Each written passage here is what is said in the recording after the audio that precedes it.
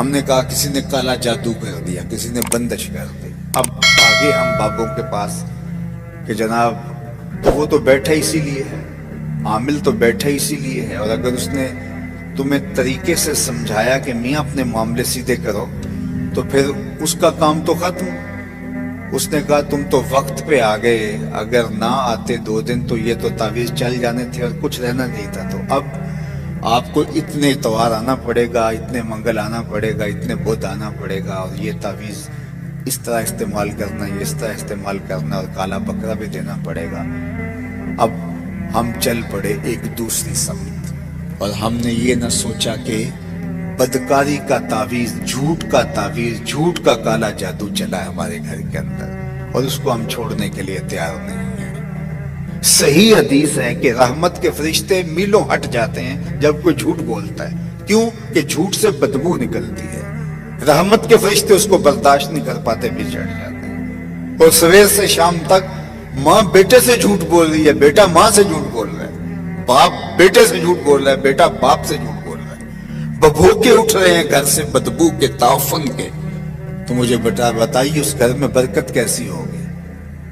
تو آئیے اپنے گھروں کو سچائی کے نور سے منور کریں، وہاں سے سچائی کی خوشبو پھوٹے۔ سچائی خوشبو رکھتی ہے، جھوٹ بدبو رکھتا ہے۔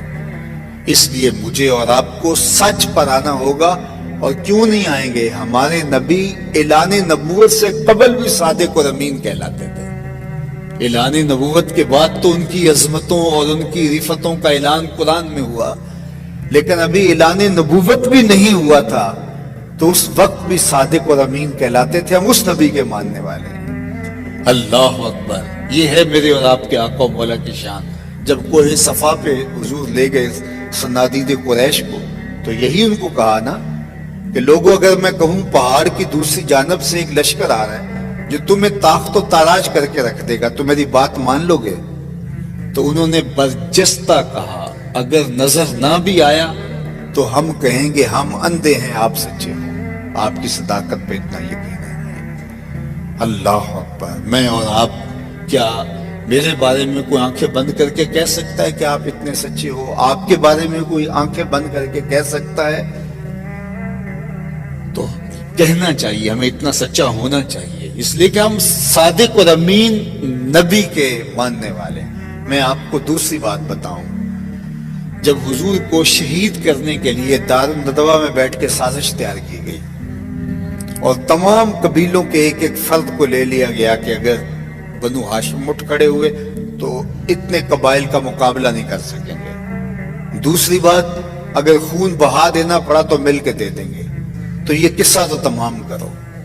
اور حضور علیہ السلام کو شہید کرنے کے لیے حضور کے گھر کا محاصرہ کر لیا۔ تاریخ کی ساری کتابوں میں موجود ہے، سیرت کی ساری کتابوں میں موجود ہے، لیکن وہی موجود ہے جہاں یہ لکھا ہے، وہاں یہ بھی لکھا ہے کہ حضور حضرت علی المرتضیٰ رضی اللہ تعالیٰ عنہ کو اپنے بستر پہ لٹاتے ہیں اور وصیت کرتے ہیں کہ علی تم صبح اٹھنا، لوگوں کی امانتیں واپس کر کے تم بھی مدینے چلے آنا۔ اللہ اکبر! ذرا غور کیجئے، جو حضور کو قتل کرنے کے درپے ہیں، تاریخ بتا رہی ہے ان کی امانتیں بھی میرے حضور کے گھر میں پڑی ہوئی ہیں۔ یہ ہے کردار، ورنہ حضور کو شہید کرنے جا رہے تھے، پہلی فرصت کے اندر اپنی امانتیں تو نکلواتے، لیکن انہیں یقین تھا کہ کچھ بھی ہو ہماری امانتیں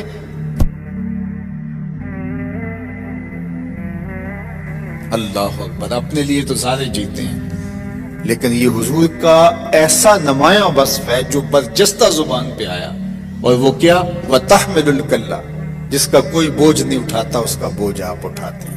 غربا، یتاما، اراملہ، مساکین، بیوگاں، جن کا کوئی بوجھ اٹھانے والے اس کا بوجھ آپ اٹھاتے ہیں۔ اللہ اکبر! یہ حضور کا وہ وصف ہے۔ بلکہ مدینہ المنورہ میں ایک خاتون تھی جس کا توازن عقلی کچھ ٹھیک نہیں تھا، اور لوگ اس کے پاس کھڑے نہیں ہوتے تھے، چونکہ جب وہ بات چھیڑتی تھی تو اس کی بات اتنی طویل ہو جاتی کہ لوگوں کے اندر ہمت نہیں ہوتی تھی کہ اتنی دیر اس کے پاس کھڑے ہو کے اس کی باتیں سنیں، اور اس کی باتیں بھی الجھی باتیں ہوتی تھی۔ ایک دن حضور مسجد نبوی میں تشریف فرما تھے، تو اس نے इशारे से हुजूर को बुलाया, उसकी बात सुनने के लिए हुजूर दरवाजे पे आ गए। तो उसने कहा मैंने आपसे कोई बातें करनी है। तो आका करीम ने फरमाया कीजिए। उसने कहा यहाँ नहीं करनी। कहाँ करनी है? कहा बाहर आइए, मैं वहाँ आपसे कोई बात करनी। कड़कती धूप, चलचलाता हुआ अरब का मौसम, और उसने आका करीम को धूप में खड़ा कर लिया और अपनी गुफ्तगू जिस तरह की भी उसकी थी सुनाने लगी। और हुजूर पूरी तवज्जो से इन्हिमाक से उसकी गुफ्तगू सुन रहे हैं, और वो है कि उसकी गुफ्तगू खत्म ही नहीं हो रही। अल्लाह अकबर। वैसे तो सुनने के लिए हुजूर मिल जाएं तो फिर कौन गुफ्तगू मुख्तसर करेगा। वो क्या किसी ने कहा था ना, इसी शौक में की हैं तुझसे हजार बातें, तेरा हुस्न तेरे हुस्न बयां तक देखो। अल्लाह अकबर। तो वो हुजूर से बातें किए जा रही और हुजूर उसकी बातें कान लगा के सुन रहे। सहाबा को गुस्सा बड़ा आ रहा है उस औरत पे, लेकिन कह कुछ नहीं सकते कि हुजूर खुद इन्हिमाक से सुन रहे।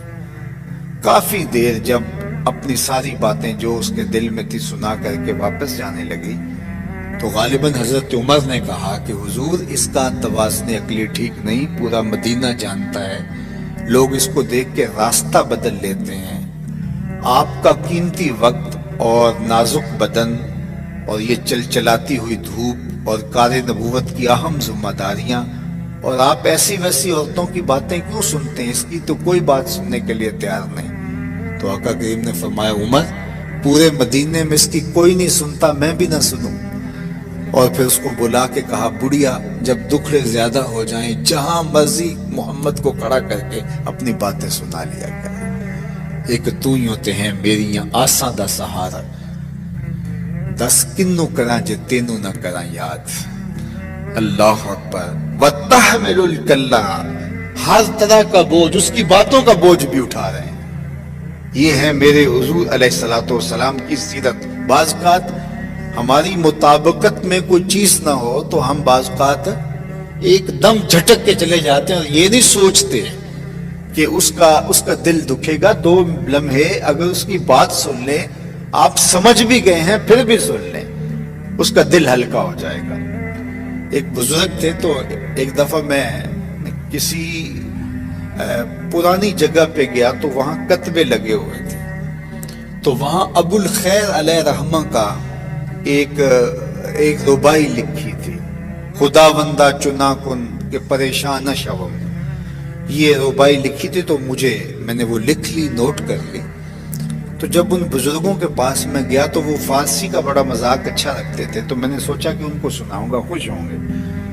तो वो बूढ़े बुजुर्ग थे, तो मैंने उनको वो फारसी की वो रुबाई सुनाई। हकीम अब्दुल हई रहमतुल्लाह तआला अलैह।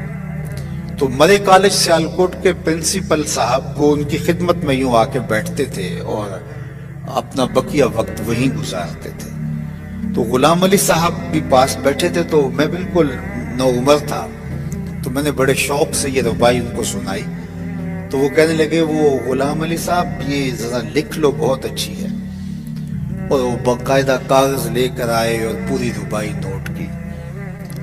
तो उसके बाद फिर उसके अंदर बाद में ना उन्होंने कहा कि ये लफ्ज अगर ऐसे हो जाए तो जो है वो ऐसे ज्यादा बेहतर नहीं है। तो मैं समझ गया कि ये हजरत को तो रुबाई जो है वो पहले ही आती थी। तो एक दिन दोबारा मुलाकात हुई तो वैसे ही बातें हो रही थी किसी मौजू पे, तो वो अपने बुजुर्गों की बात सुनाने लगे। कहते कि हमारे जो वालिद साहब थे, उनके पास जब कोई शख्स आता और कोई अच्छा शेर सुनाता तो वो मुझे कहते लिख लो। तो मैं लिख लेता, तो बाद में वो बंदा चला जाता तो मैं कहता मियाँ जी ये शेर तो आपने कई दफा हमें सुनाया है, तो आपने क्यों लिखवाया है? तो कहते किसी दी दिल जोई हो जाए तो हमारा क्या बिगड़ता है। तो हम तो क्या करते हैं कि कोई अगर अच्छा शेर कोई सुनाने लगे और हमें आता हो तो हम पहले पढ़ के बता देते हैं कि तुम तकल्लुफ ना करो, ये मुझे आता है। तो छोटी छोटी चीजों से किसी की दिलजोई होती है। अब उस औरत की सारी बातें हुजूर सुन रहे हैं और उसकी बातें उलझी उलझी। ये आला अक़दा जिंदगी से कहते हैं, हुस्न से कहते हैं, जमाल इसे कहते हैं, खूबसूरती से कहते हैं। आप اور میں کس کو خوبصورتی کہتے ہیں؟ ان چیزوں کا نام سیرت ہے، ان چیزوں کا نام کردار ہے۔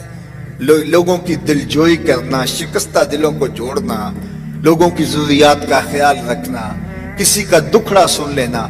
تمہارا کندھا اگر کسی کو رونے کے لیے دستیاب ہو جائے، کوئی تمہارے کندھے پہ سر رکھ کے رو کے اپنی بڑاس نکال لے، تو اس سے اور کیا بہتر مصرف اس کندھے کا ہو سکتا ہے؟